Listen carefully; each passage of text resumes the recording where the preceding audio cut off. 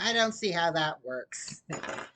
So it's no secret that Disney does nothing but remakes nowadays.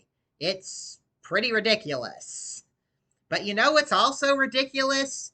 How many YouTube videos there are complaining about all these remakes. Like, it's not just that there have been a lot of them in the past, it seems like the new one pops up every week. Like, we've got it covered, people.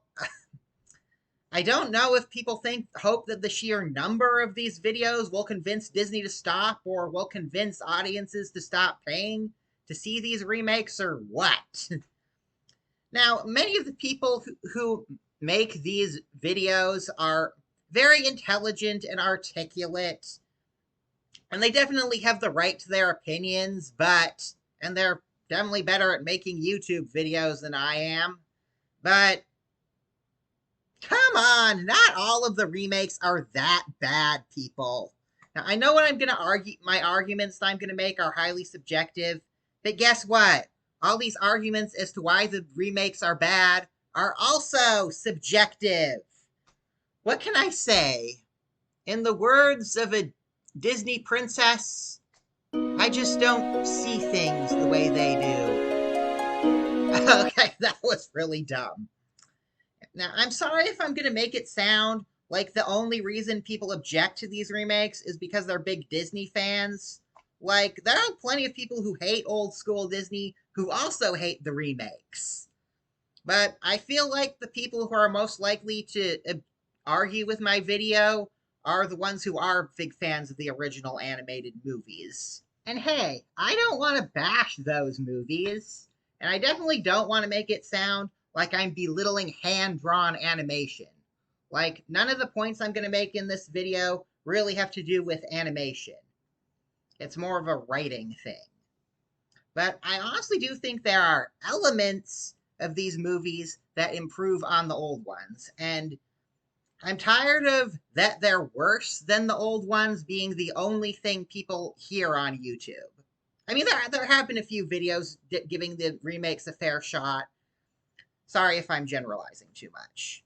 In particular, I want to talk about, I've come to realize that I actually think most of the characters of the princesses are better written in these newer movies.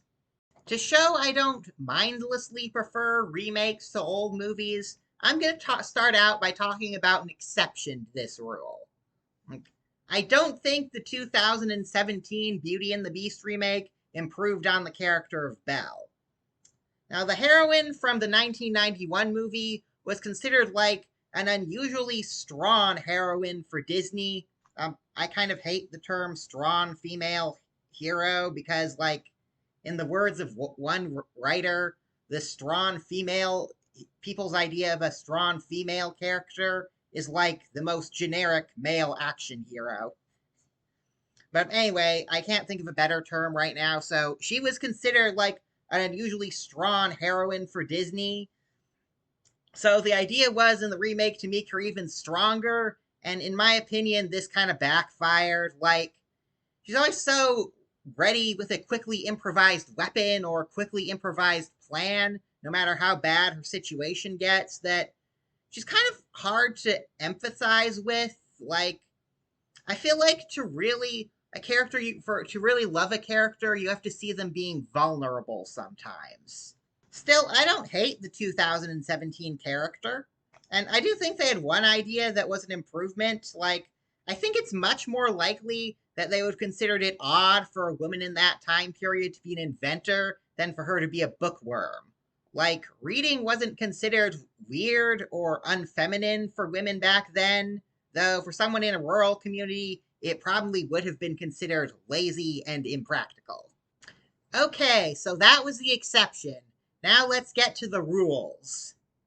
So, Ariel from Disney's The Little Mermaid is probably the most polarizing Disney princess. A lot of people have really loved her, and a lot of people have really hated her. Some of them for better reasons than others. And though there's been kind of a counter reaction to that counter reaction, and a lot of people are now defending her. Again, some of them with better arguments than others. So, I am going to implicitly anyway, criticize the 1989 animated character. So if I don't hate her though, like if any criticism triggers you, you might want to skip on to the next section of this video. So the 2023 character makes a much better argument for humans not being bad. Maybe this is about other characters being better written than it is about Ariel being better written. Like, in the animated movie, the main reason the Sea King said he hated humans was because they killed and ate fish. Which was, true! Like, they show this to be totally true, that humans kill sea creatures in very gruesome ways in that movie. And, like, the only counter argument Ariel makes is that humans make cool stuff. Like, that's honestly kind of disgusting that she wants to be part of this world that kills her friends and family. Like, to enjoy it, you just kind of have to turn your brain off and not think about the story and its implications. But I can enjoy the 2023 movie more with my brain on. I mean, part of the reason for people being prejudiced against humans in the movie is still kind of that they kill and eat sea creatures, because if they totally took that out, they would have to cut Under the Sea, and you don't cut that song. But that's not the main reason presented why the sea people hate humans. Like, in one scene, the other mermaids bash humans because their shipwrecks destroy the coral. And Ariel points out, hey, the humans aren't doing that on purpose. Like, shipwrecks are as bad for them as they are for the sea.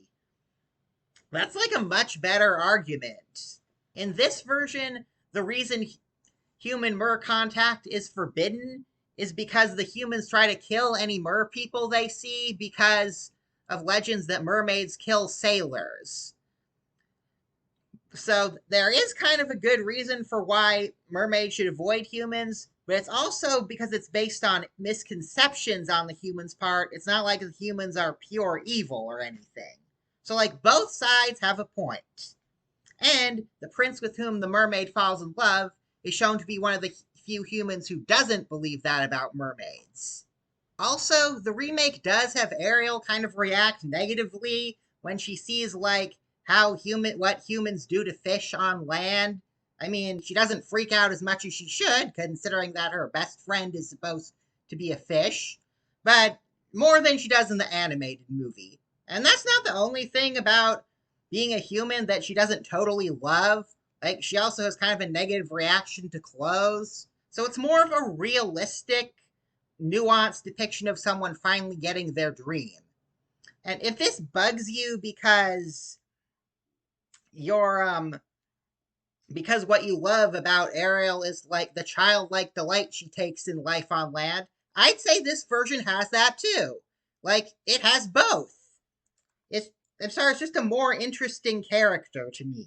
I like that the Sea Witch makes a better argument as to why the mermaid should trust her in this version. She is like, well, who told you I was evil? Your father. And he also says humans are evil and you don't believe that. So why should you believe him about me? Like, mermaid can't really argue with that. And I do like that this movie has Ariel defeat the Sea Witch in the end rather than the prince. I will say I wish they had done something more creative than having her just kill the Sea Witch the same way the prince did in the old movie. Like, I would have liked to have seen her use some kind of skill she picked up on land to do that, or maybe since she's turned back into a mermaid by this part, something she could only do as a mermaid but not as a human. So, like, the basic idea was good, just even though the execution wasn't that interesting. That's kind of how this movie adapts the old one in a nutshell. But like I said, the basic idea, it's not because I'm against the whole idea of a story where the guy saves the girl. It's just how Disney's movie has been set up. The only thing that makes sense dramatically is for Ariel to be the one to defeat the villain, because she's the one who got tricked by the villain and was responsible for their coming to power. I don't have a problem with her being responsible for that. Like, you can have stories where the main character makes bad decisions and is responsible for bad things happening. But I feel like with the 1989 movie, we were just supposed to ignore the fact that she was responsible for anything bad and just blame whatever we don't blame on the Sea Witch on her father.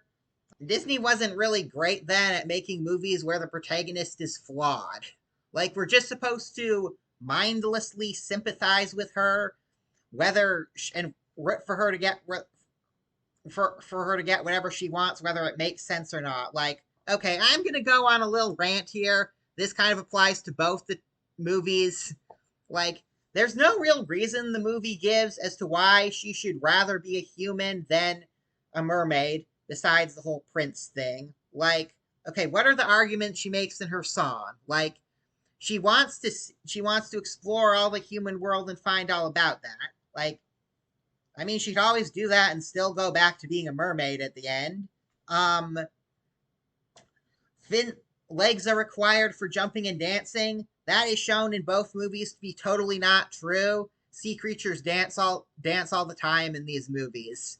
And she thinks people down there don't reprimand their daughters. That is also totally not true. We reprimand our daughters all the time. Sometimes they deserve it. I'm sorry, guys. Sebastian's song makes the better argument. I can still enjoy the movie. I just have to, like I said, I just have to turn my mind off. But I can enjoy the remake with my mind turned on a little bit more. And it's not just an intellectual thing. I also think that the reconciliation between Ariel and her father is more moving in the end of the 2023 movie than in the 1989 one. Like, most of the movies I'm going to talk about, pretty much all of them, have slower paced endings than the original animated ones, and I think it really does pay off in every case emotionally. Okay, let's talk about the 2019 Aladdin. Like, okay, this is one where I really don't understand why people say it's so much weaker than the 1992 movie. I mean, I'm not sure I'd say it's better on the whole. Each movie has its pros and cons. If you add them all up, I think they're probably about equal. But the things that the 2019 one does better, for me personally, they make it the better movie. And one of those things is definitely the character of Princess Jasmine. And so in the old animated movie, like, her main problem was that she wanted to marry whoever she wanted, but she had to marry a prince, which is a very generic problem for a Disney princess to have. In the remake, it's more like she wants to be Sultan herself, but she can't. She has to marry someone who will become Sultan, which is also pretty generic for, like, a girl empowerment heroine. But I'd say it's less generic for a Disney princess. And I love that they have a character, a sympathetic character, Dahlia, her handmaiden, who points out that Jasmine really is really well off compared to other people, and she should be grateful for the things she does have in her life. I love Dahlia. She's a hoot. The movie risks being hypocritical here, where we're, like, supposed to sympathize with Jasmine's desire to be more powerful, while condemning Aladdin and the main villain for wanting to be more powerful. But the writers seem to have noticed that and, like, wrote their way around it. They portray it as like Jasmine wants to have more power so that she can help the people of her nation. While Jafar, the bad guy, he just wants to become Sultan for himself. I also think the romantic stuff between her and Aladdin is much more fun in this movie than in the 1992 movie. I'm not saying the romance in the 1992 movie was bad. It's like very generic, and I have a hard time believing that anybody specifically watches the movie for that stuff. It's like that's the stuff you have to sit through to get to the comedy and adventure parts that are the movie's bread and butter. The part where Aladdin falls in love with Jasmine while she's disguised is slower paced in this version, but it's more engagingly written. Like, in this version, Jasmine isn't running away, she's just in disguise just so she can get out of the palace for a while. At the end of the scene, she has to go back, and she realizes that she doesn't have her bracelet. It looks like Aladdin stole it. Oh, it actually wasn't him, it was just his monkey. And she's like, "Why did I ever trust you? You're a pickpocket," and goes back. But then Aladdin sneaks back into the palace himself, disguised as a servant, and gives it back to her to show that he really is trustworthy. He thinks she's a servant too, and she's like, "Uh-oh, I gotta make sure he doesn't find out I'm a princess." And in the end, before he leaves, he steals something else from her, like with her knowledge, so that he has an excuse to come back and see her again. Like, okay, how is this less fun than the original? I don't get what the problem is. It's better. Now the movie does kind of run into a problem near the end. Like they want Jasmine to be this powerful character, but okay, remember how I said that the story of Disney's The Little Mermaid, it demands dramatically for Ariel to be the one to defeat the villain, since she's the one who's responsible for the villain coming to power, and she needs to redeem herself? Well, Disney's Aladdin needs Aladdin to be the one to defeat the villain for the same reason. So Jasmine can't be as big of a mover and a shaker as the movie wants her to be in the plot. But granting that, if this Jasmine is like a female empowerment character awkwardly jammed into a male-driven story, guess what? The animated one was that too. This one is that, but better, in my opinion. So the 2015 Cinderella is easily my favorite of the Disney remakes, but I kind of don't want to talk about it much here for a couple reasons. One is that I'm more attached to the 1950 animated character of Cinderella than I am to the animated characters of Ariel or Jasmine. And part of me wants to be contrarian and say that the new version is not superior.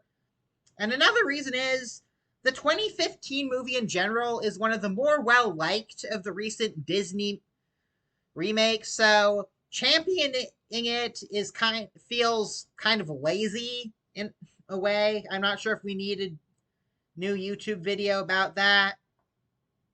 It's not a totally uncontroversial thing to do, though. I mean, I know there are a lot of people who criticize the movie for like glamorizing the hourglass figure and for Cinderella being too passive.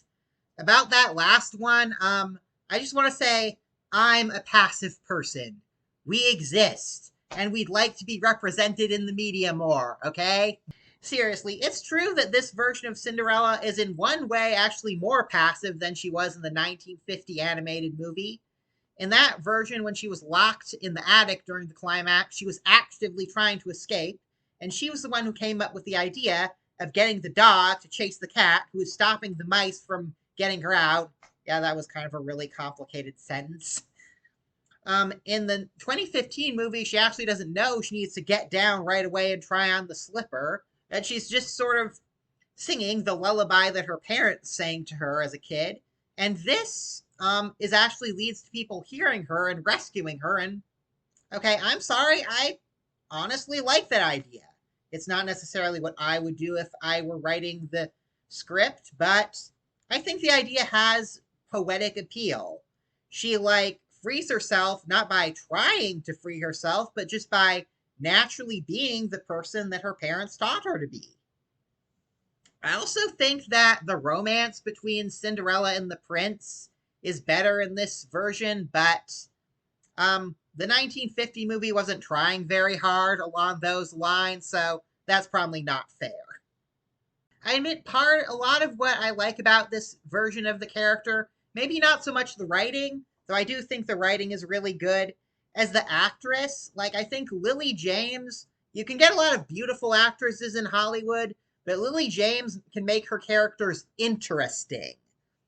Like this early scene where Cinderella's father is breaking the news to her that he wants to remarry.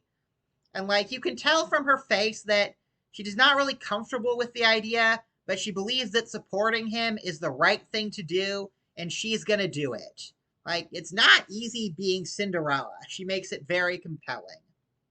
And I also like that there's a moment where she like sympathizes with the stepsisters for like, man, I would not want to be them. She feels like a more rounded character to me than the animated one. And I'd actually argue that the 1950 Cinderella was a pretty rounded character. by Disney standards anyway. So it's not like they're taking something bad and making it good. I feel like they're taking something that was already really good and making it great. I delve into my love of this movie a lot more on my blog and into Aladdin. So check out the links in the description if you want to hear me make a better case for them.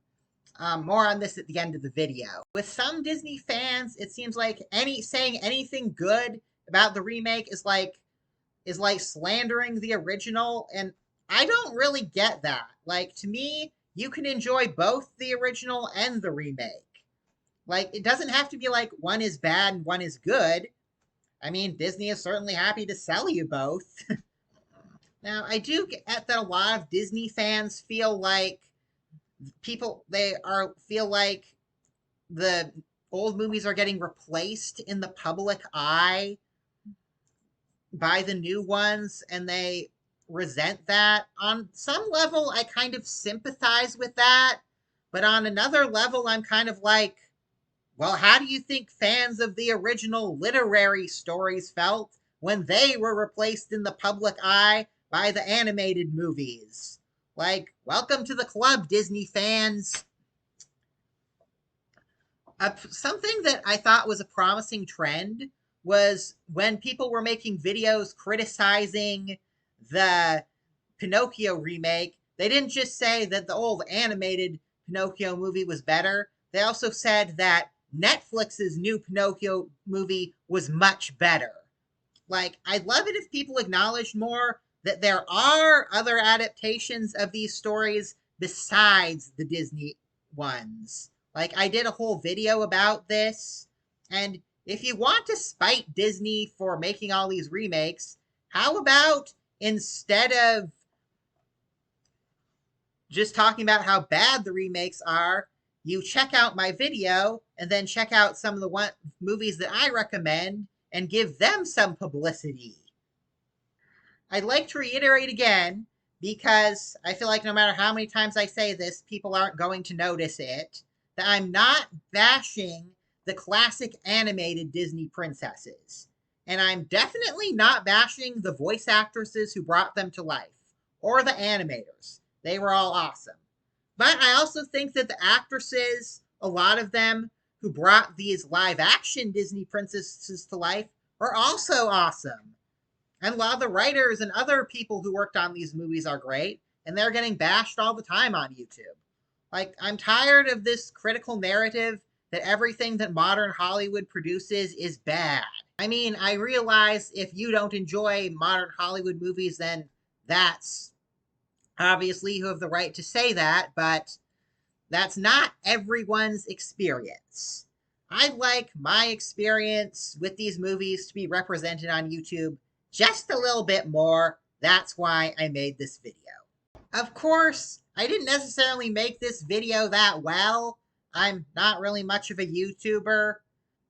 But I have written a series of posts on my blog, theadaptationstation.com, about these movies and why I don't agree with all the criticism of them. And I actually did entire posts about both Cinderella and Aladdin. So I'll include links to them in the description. Check them out, because I'm much more proud of them than I am of any of my YouTube videos.